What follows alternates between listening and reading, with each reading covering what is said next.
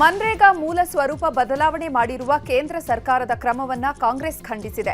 ರಾಜ್ಯದಲ್ಲೂ ಕಾಂಗ್ರೆಸ್ ಸರ್ಕಾರ ವಿರೋಧಿಸ್ತಾ ಇದ್ದು ಹೋರಾಟಕ್ಕಿಳಿದಿದೆ. ನಾಳೆ ಪ್ರತಿಭಟನೆ ನಡೆಸಲು ಸಿದ್ಧತೆ ನಡೆಸಿದೆ.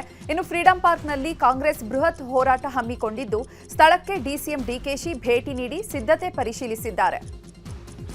ಈಗ ಫ್ರೀಡಂ ಪಾರ್ಕ್ನಿಂದ ನಾಳೆ ನಾವು ರಾಜಭವನ್ ಚಲೋ ಮಾಡ್ತಾ ಇದ್ದೀವಿ. ಬಿಜೆಪಿ ಕಚೇರಿನೇ ನಾವು ಮುತ್ತಿಗೆ ಹಾಕಬೇಕಾಗಿತ್ತು, ಆದರೆ ಬೇಡ ಅಂತೇಳಿ ನಾವು ರಾಜಭವನ್ಗೆ ಮುತ್ತಿಗೆ ಹಾಕುವಂಥ ಕೆಲಸ ಇವತ್ತು ನಾವು ಹಮ್ಮಿಕೊಂಡಿದ್ದೇವೆ. ನಾಳೆ ಎಲ್ಲ ಶಾಸಕರು, ನರೇಗಾ ಕಾರ್ಯಕರ್ತರ ಜೊತೆಯಲ್ಲಿ ಎಲ್ಲ ಗ್ರಾಮ ಪಂಚಾಯಿತಿಯ ಸದಸ್ಯರು, ಜಿಲ್ಲಾ ಪಂಚಾಯಿತಿ ಮಾಜಿ ಸದಸ್ಯರು, ಹಾಲಿ ಸದಸ್ಯರು, ಜಿಲ್ಲಾ ಮಂತ್ರಿಗಳು ಕಂಪಲ್ಸರಿಯಾಗಿ, ಶಾಸಕರು ಕಂಪಲ್ಸರಿಯಾಗಿ ಪಾಲ್ಗೊಳ್ಳಬೇಕು. ಇನ್ನು ಕಾಂಗ್ರೆಸ್ ಪ್ರತಿಭಟನೆಗೆ ಬಿಜೆಪಿ ಟಕ್ಕರ್ ಕೊಡೋಕೆ ಮುಂದಾಗಿದೆ. ನಾಳೆ ವಿಧಾನಸೌಧದ ಗಾಂಧಿ ಪ್ರತಿಮೆ ಎದುರಿಗೆ ಬಿಜೆಪಿ ನಾಯಕರು ಪ್ರತಿಭಟನೆ ಮಾಡೋಕೆ ಮುಂದಾಗಿದ್ದಾರೆ. ರಾಜ್ಯಾಧ್ಯಕ್ಷ ವಿಜೇಂದ್ರ ಅವರ ನೇತೃತ್ವದಲ್ಲಿ ಪ್ರತಿಭಟನೆ ನಡೆಯಲಿದೆ. ಈ ಕುರಿತು ಮಾತನಾಡಿರುವ ಬಿಜೆಪಿ ನಾಯಕ ಎನ್ ರವಿಕುಮಾರ್, ನಾಳೆ ಬಿಜೆಪಿ ಮತ್ತು ಜೆಡಿಎಸ್ ಪ್ರತಿಪಕ್ಷದವರೆಲ್ಲ ಸೇರಿ ಪ್ರತಿಭಟನೆ ಮಾಡಲಿದ್ದೇವೆ. ಸಂವಿಧಾನ ಮುಖ್ಯಸ್ಥ ಆಗಿರೋ ರಾಜ್ಯಪಾಲರಿಗೆ ಅಪಮಾನ ಮಾಡಿದ್ದಾರೆ. ಹೀಗಾಗಿ ಹರಿಪ್ರಸಾದ್, ರವಿ, ಶರತ್ ಬಚ್ಚೇಗೌಡ, ಪ್ರದೀಪ್ ಈಶ್ವರ್ ಅವರನ್ನು ಅಮಾನತು ಮಾಡಬೇಕು ಅಂತ ಒತ್ತಾಯಿಸಿ ಪ್ರತಿಭಟನೆ ಮಾಡ್ತೀವಿ ಅಂತ ಹೇಳಿದ್ದಾರೆ. ಮತ್ತು ಸಂವಿಧಾನದ ಮುಖ್ಯಸ್ಥರಾಗಿರ್ತಕ್ಕಂಥ ಗವರ್ನರ್ ಅವರಿಗೆ ಕರ್ನಾಟಕ ರಾಜ್ಯದಿಂದ ಹೊರಹೋಗಬೇಕು ಅಂತ ಆಡಳಿತ ಪಕ್ಷದ ಕಾಂಗ್ರೆಸ್ನ ಅನೇಕ ಜನ ಶಾಸಕರು ಗವರ್ನರ್ಗೆ ಧಿಕ್ಕಾರವನ್ನು ಕೂಗಿದ್ದಾರೆ. ಡಿ.ಕೆ. ಹರಿಪ್ರಸಾದ್ ಅವರು ಇರ್ಬೋದು, ಎಸ್ ರವಿ ಇರ್ಬೋದು, ಶರತ್ ಬಚ್ಚೇಗೌಡರು ಇರ್ಬೋದು, ಮತ್ತು ಚಿಕ್ಕಬಳ್ಳಾಪುರ ಶಾಸಕರಾಗಿರುವಂಥ ಪ್ರದೀಪ್ ಈಶ್ವರ್ ಇರ್ಬೋದು, ಈ 4 ಜನ ಶಾಸಕರನ್ನ ಕೂಡಲೇ ಅಮಾನತುಗೊಳಿಸಬೇಕು ಅಂತ ಹೇಳಿ ನಾಳೆ ಮಹಾತ್ಮ ಗಾಂಧೀಜಿ ಪ್ರತಿಮೆಯ ಬಳಿ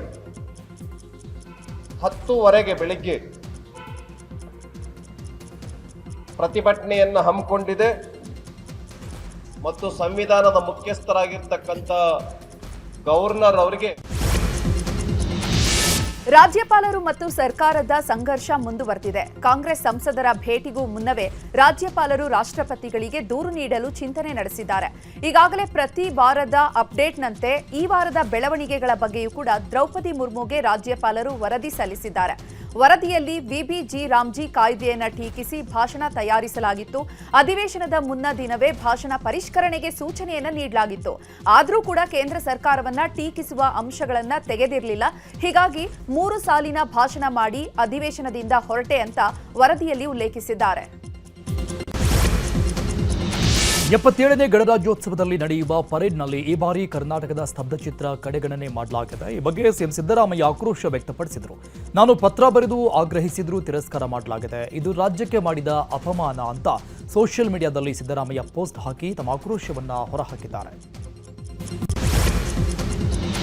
ಚೋರ್ಲಾ ಘಾಟ್ನಲ್ಲಿ ಕೋಟ್ಯಾಂತರ ರೂಪಾಯಿ ರಾಬರಿ ಕೇಸ್ಗೆ ಸಂಬಂಧಪಟ್ಟಂತೆ ರಾಬರಿ ಆಗಿದ್ದು 400 ಕೋಟಿಯೋ ಅಥವಾ 1,000 ಕೋಟಿಯೋ ಅನ್ನೋದರ ಬಗ್ಗೆ ತೀವ್ರ ತನಿಖೆ ನಡೆಸಲಾಗ್ತಾ ಇದೆ.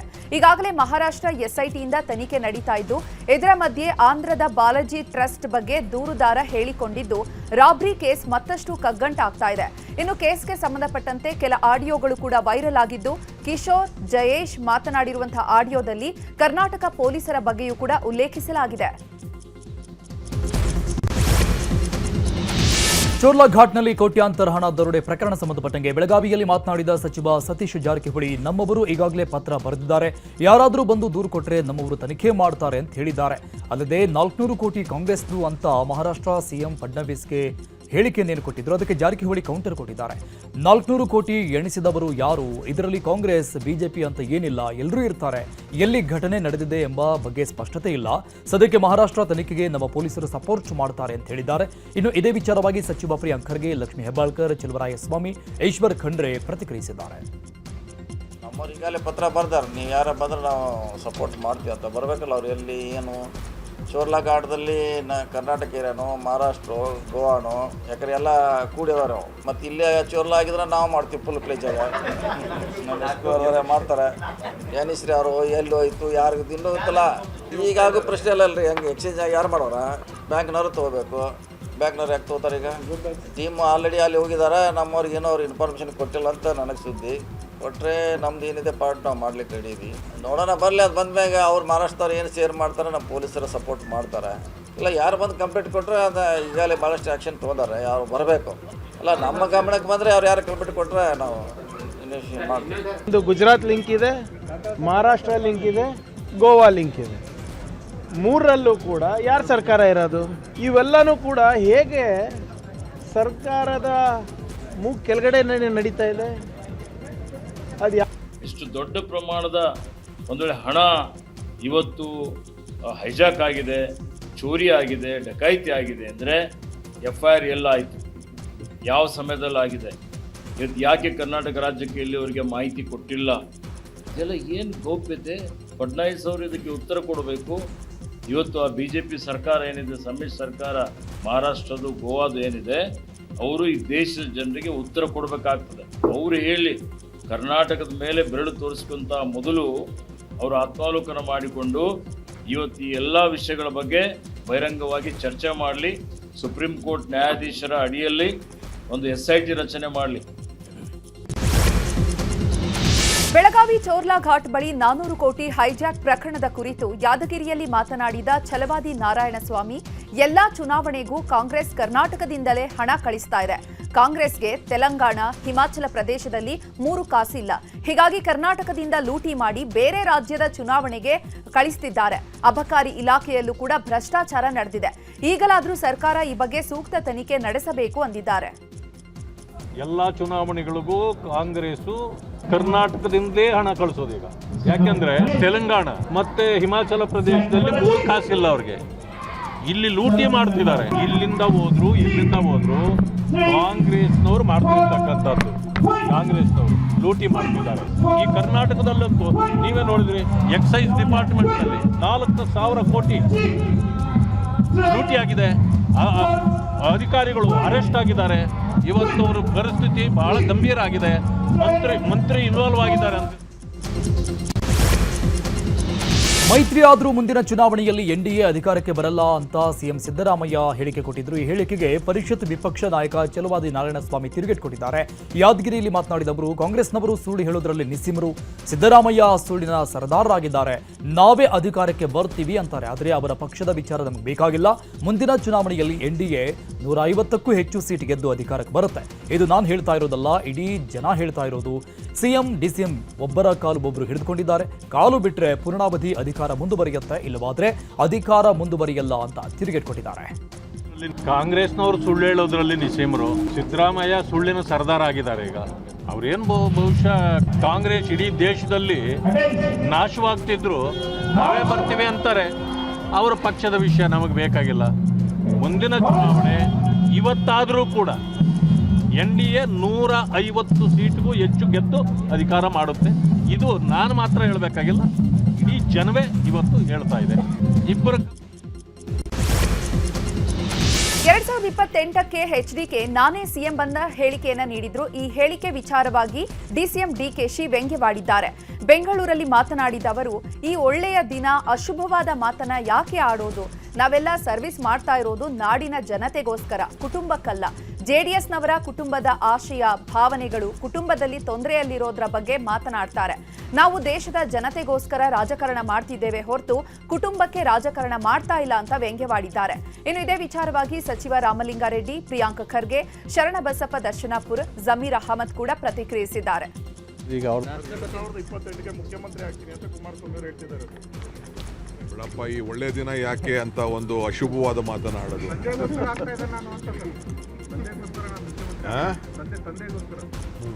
ನೋಡಪ್ಪ, ನಾವೆಲ್ಲ ಸರ್ವಿಸ್ ಮಾಡ್ತಾ ಇರೋದು ನಾಡಿನ ಜನತೆಗೋಸ್ಕರ, ಕುಟುಂಬಕ್ಕಲ್ಲ.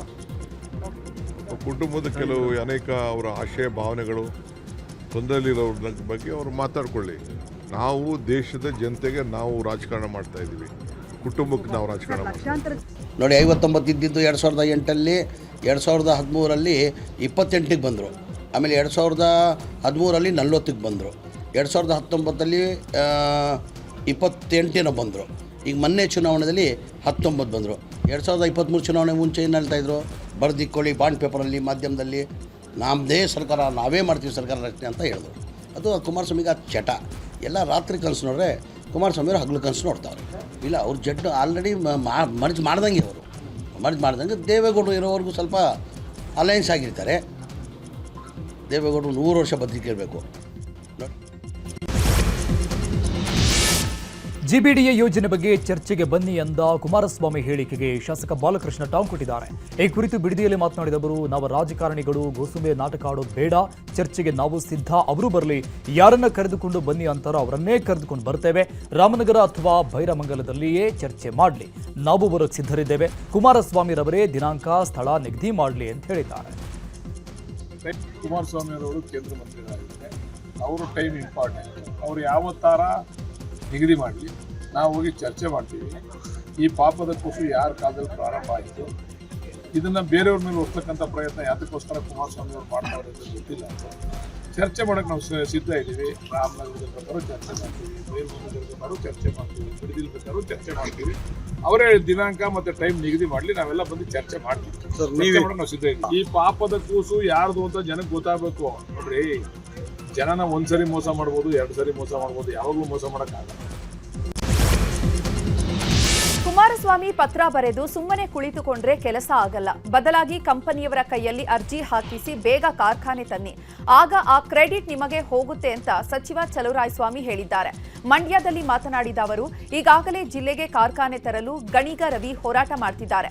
ಕುಮಾರಸ್ವಾಮಿ ಅವರು ಯಾವುದಾದ್ರೂ ಕಂಪನಿಗೆ ಪತ್ರ ಬರೆಯಲಿ, ಜಿಲ್ಲೆಗೆ ಯಾವುದಾದ್ರೂ ಕಂಪನಿಯ ಕಾರ್ಖಾನೆ ತರಲಿ, ಜಿಲ್ಲೆಯಲ್ಲಿ ಯಾವ ಜಾಗ ಗುರುತಿಸಲಿ, ಆ ಒಂದು ಕ್ರೆಡಿಟ್ ಅವರಿಗೆ ಹೋಗುತ್ತೆ, ಆಗ ನಾನು ಕೂಡ ಅವರಿಗೆ ಅಭಿನಂದನೆ ಸಲ್ಲಿಸ್ತೇನೆ ಅಂದಿದ್ದಾರೆ. ನಾವು ಕುಮಾರಸ್ವಾಮಿಯವ್ರ ಲೆಟರ್ ಬರೆದ್ರೆ ನಾವು ಅದಕ್ಕೆ ಪ್ರೋಸೆಸ್ ಮಾಡೋಕ್ಕಾಗಲ್ಲ.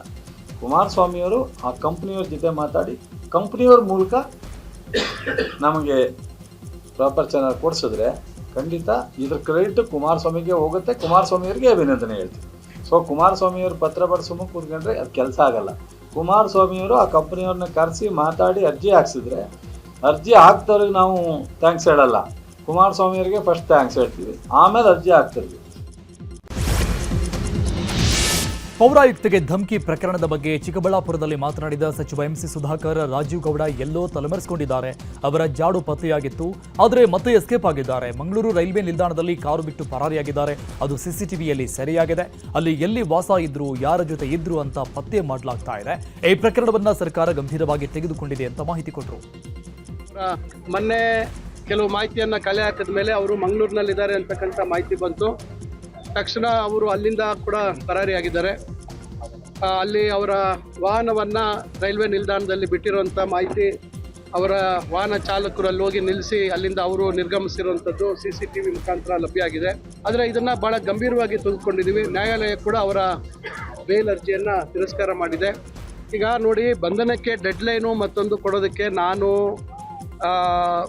ಇಲ್ಲಿ ಜಿಲ್ಲಾ ಮಂತ್ರಿ, ಆದರೂ ಕೆಲವು ಸಂದರ್ಭದಲ್ಲಿ ಕೆಲವರು ಅದನ್ನು ತಪ್ಪಿಸ್ಕೊಂಡು ಹೋಗುವಂಥದ್ದು ಇರ್ತದೆ. ಆದರೆ ಕಾನೂನಿನನ್ನು ಎಷ್ಟು ದಿವಸ, ಭಾಳ ದಿವಸ ತಪ್ಪಿಸ್ಕೊಂಡು ಕಾನೂನಿನ ಚೌಕಟ್ಟಿನಲ್ಲಿ ಸಿಕ್ಕಾಕೊಳ್ಳೇಬೇಕು. ಇವತ್ತಲ್ಲ ನಾಳೆ ಅವರ ಬಂಧನ. ಇನ್ನು ಮಂಗಳೂರಿನ ರೈಲ್ವೆ ನಿಲ್ದಾಣದಲ್ಲಿ ರಾಜೀವ್ ಗೌಡನ ಕಾರು ಪತ್ತೆಯಾಗಿದೆ. ರೈಲಿನಲ್ಲಿಯೇ ಕೇರಳ ಅಥವಾ ಗೋವಾ ಕಡೆಗೆ ಹೋಗಿರುವ ಸಾಧ್ಯತೆ ಇದೆ. ಈಗಾಗಲೇ ರಾಜೀವ್ ಗೌಡಗೆ ಆಶ್ರಯ ನೀಡಿದವರ ಕುರಿತು ಪೊಲೀಸರು ತನಿಖೆ ನಡೆಸುತ್ತಿದ್ದಾರೆ.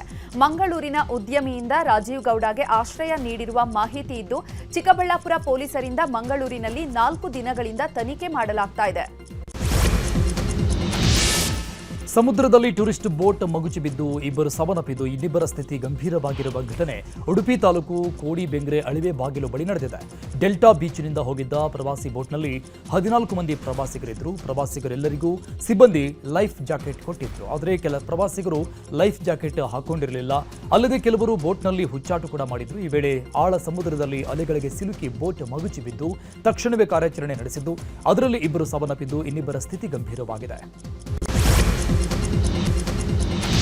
ಬಿಎಂಟಿಸಿ ಬಸ್ಗೆ ರೈಲು ಡಿಕ್ಕಿ ಹೊಡೆದಿರುವಂತಹ ಘಟನೆ ಬೆಂಗಳೂರಿನ ಸಾದರಮಂಗಲ ಬಳಿ ನಡೆದಿದೆ. ಅದೃಷ್ಟವಶಾತ್ ಬಸ್ನಲ್ಲಿ ಪ್ರಯಾಣಿಕರಿಲ್ಲದ ಕಾರಣ ಯಾವುದೇ ಸಾವು ನೋವು ಸಂಭವಿಸಿಲ್ಲ. ಬಸ್ನಲ್ಲಿದ್ದ ಕಂಡಕ್ಟರ್ಗೆ ಗಂಭೀರ ಗಾಯವಾಗಿದ್ದು, ಬಸ್ನ ಹಿಂಭಾಗ ಸಂಪೂರ್ಣ ಜಖಂಗೊಂಡಿದೆ.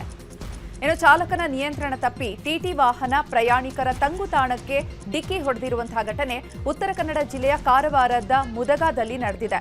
ಪ್ರಯಾಣಿಕರ ತಂಗುತಾಣಕ್ಕೆ ಡಿಕ್ಕಿ ಹೊಡೆದು ಫ್ಲೈಓವರ್ ಗೋಡೆಗೆ ಟಿಟಿ ವಾಹನ ಡಿಕ್ಕಿ ಹೊಡೆದಿದೆ. ಈ ಘಟನೆಯಲ್ಲಿ ಟಿಟಿ ವಾಹನದಲ್ಲಿ 15 ಜನರಲ್ಲಿ 8 ಜನರಿಗೆ ಗಾಯಗಳಾಗಿದ್ದು ಎಲ್ಲರೂ ಕೂಡ ಪ್ರಾಣಾಪಾಯದಿಂದ ಪಾರಾಗಿದ್ದಾರೆ. ಸಿಗ್ನಲ್ ಜಂಪ್ ಮಾಡಿ ಕಾರಿಗೆ ಡಿಕ್ಕಿ ಹೊಡೆದಿದ್ದನ್ನು ಪ್ರಶ್ನೆ ಮಾಡಿದ್ದಕ್ಕೆ ಬೈಕ್ ಸವಾರ ಆವಾಜ್ ಹಾಕಿರುವ ಘಟನೆ ಬೆಂಗಳೂರಲ್ಲಿ ನಡೆದಿದೆ. ಡಿಕೆನ್ಸನ್ ರಸ್ತೆಯಲ್ಲಿ ಹೋಗ್ತಾ ಇದ್ದ ಕಾರಿಗೆ ಬೈಕ್ ಸವಾರ ಸಿಗ್ನಲ್ ಜಂಪ್ ಮಾಡಿ ಡಿಕ್ಕಿ ಹೊಡೆದಿದ್ದಾನೆ. ಬಳಿಕ ಇದನ್ನು ಪ್ರಶ್ನೆ ಮಾಡಿದ ಕಾರು ಚಾಲಕನಿಗೆ ನೀನ್ಯಾರೋ ಮಾತಾಡೋಕೆ ಅಂತ ಬೈಕ್ ನಿಲ್ಲಿಸಿ ನನ್ನಿಷ್ಟ ಅಂತ ಆವಾಜ್ ಹಾಕಿ ಅವಾಚ್ಯ ಶಬ್ದದಿಂದ ನಿಂದಿಸಿದ್ದಾನೆ.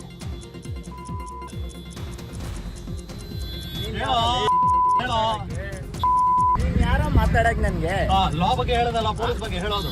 ಏನ್ ಪೊಲೀಸ್ ಬಗ್ಗೆ ಹೇಳೋದ? ಏನ್ ಹೇಳೋದ ಪೊಲೀಸ್ ಬಗ್ಗೆ?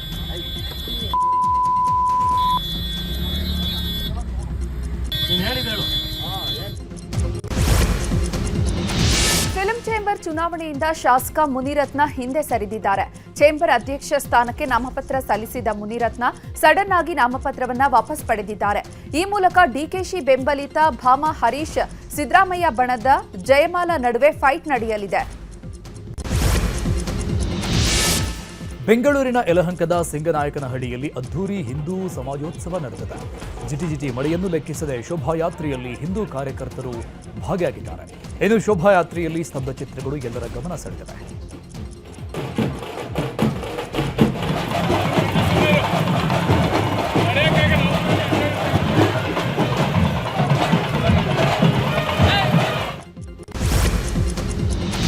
ಗದಗದ ಲಕ್ಕುಂಡಿಯಲ್ಲಿ ನಿಧಿ ಸಿಕ್ಕ ಪ್ರಕರಣಕ್ಕೆ ಸಂಬಂಧಪಟ್ಟಂತೆ ನಿಧಿ ಸಿಕ್ಕಿದ್ದ ಕಸ್ತೂರವ ರಿತ್ತಿ ಕುಟುಂಬಕ್ಕೆ ಸರ್ಕಾರ ಬಂಪರ್ ಗಿಫ್ಟ್ ನೀಡಿದೆ.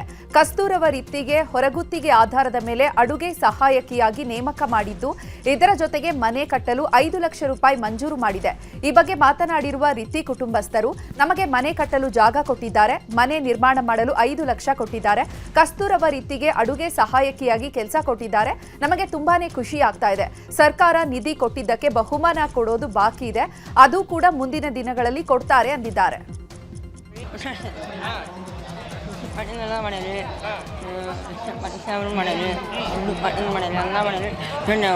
ಈಗ ಏನೇನು ಕೊಟ್ಟಿದ್ದಾರೆ ಈಗ ನಿಮ್ಗೆ?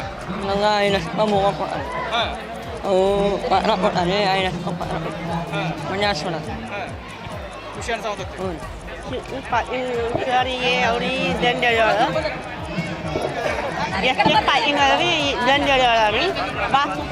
ಎಲ್ಲ ಮಾಡ್ಕೊಟ್ಟಾರಿ, ಮುಂದಿನ ಮಾಡ್ತೀವಿ ಬಂದಾರ ನೋಡ್ರಿ ಕೊಟ್ಟಾರಿ, ಎಲ್ಲ ಇದು ಮನೆ ಕೊಟ್ಟಾರಿ, ಕೊಟ್ಟಾರಿ 5 ಲಕ್ಷ ಕೊಟ್ಟಾರಿ. ಖುಷಿ ಆಗೈತ್ರಿ.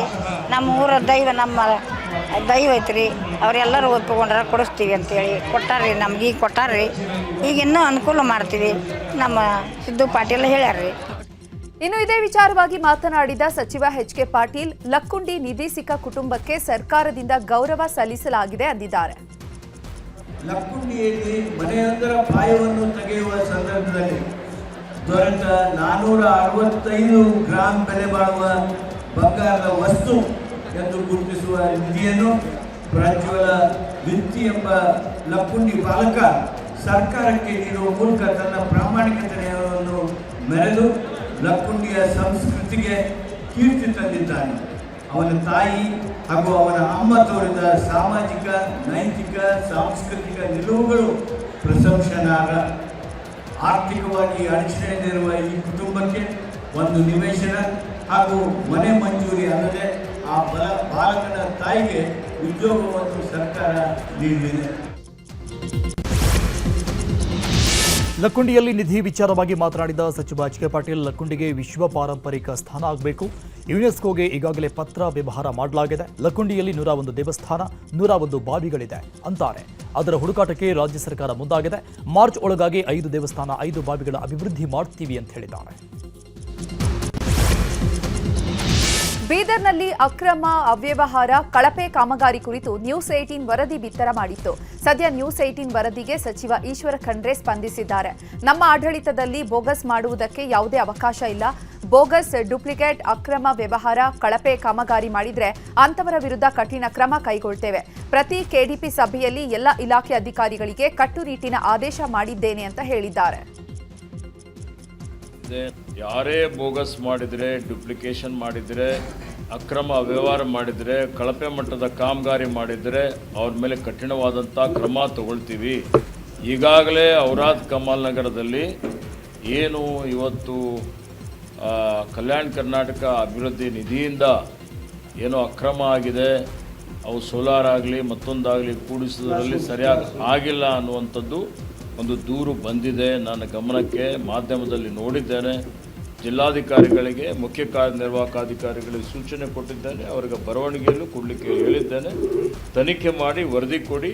ತನಿಖಾ ವರದಿ ಪ್ರಕಾರ ಯಾರೇ ಇದ್ದರೂ ಅವ್ರ ಮೇಲೆ ಕಠಿಣವಾದಂಥ ಕ್ರಮ ಆಗುತ್ತೆ ಅನ್ನುವಂಥ ಭರವಸೆಯನ್ನು ಕೊಡ್ತಾರೆ. ಚಿಕ್ಕೋಡಿಯಲ್ಲಿನ ಇಂದಿರಾ ಕ್ಯಾಂಟೀನ್ ಹಾಗೂ ಗ್ರಂಥಾಲಯ ಉದ್ಘಾಟನೆಯಾಗದೆ ಪಾಳು ಬಿದ್ದಿತ್ತು. ಸದ್ಯ ಈ ಬಗ್ಗೆ ನ್ಯೂಸ್ 18 ವಿಸ್ತಾರವಾದ ವರದಿ ಪ್ರಸಾರ ಮಾಡಿತ್ತು. ಸದ್ಯ ವರದಿ ಬೆನ್ನಲ್ಲೇ ಎಚ್ಚೆತ್ತುಕೊಂಡ ಸ್ಥಳೀಯ ಶಾಸಕ ಗಣೇಶ್ ಹುಕ್ಕೇರಿ ಹಾಗೂ ಅಧಿಕಾರಿಗಳು 2 ಕಟ್ಟಡಗಳನ್ನು ಉದ್ಘಾಟನೆ ಮಾಡಿದ್ದಾರೆ. ಬೆಂಗಳೂರು ದಕ್ಷಿಣ ಜಿಲ್ಲೆಯ ಕನಕಪುರದಲ್ಲಿ ಅದ್ದೂರಿ ಕನಕೋತ್ಸವ ಸಂಭ್ರಮಾಚರಣೆಯನ್ನ ಮಾಡಲಾಗ್ತಾ ಇದೆ.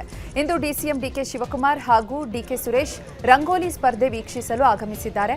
ಈ ವೇಳೆ ಪ್ರತಿಯೊಬ್ಬರ ರಂಗೋಲಿ ವೀಕ್ಷಣೆ ಮಾಡಿ ಸ್ಪರ್ಧಿಗಳಿಗೆ 500 ರೂಪಾಯಿ ಕೊಟ್ಟಿದ್ದಾರೆ.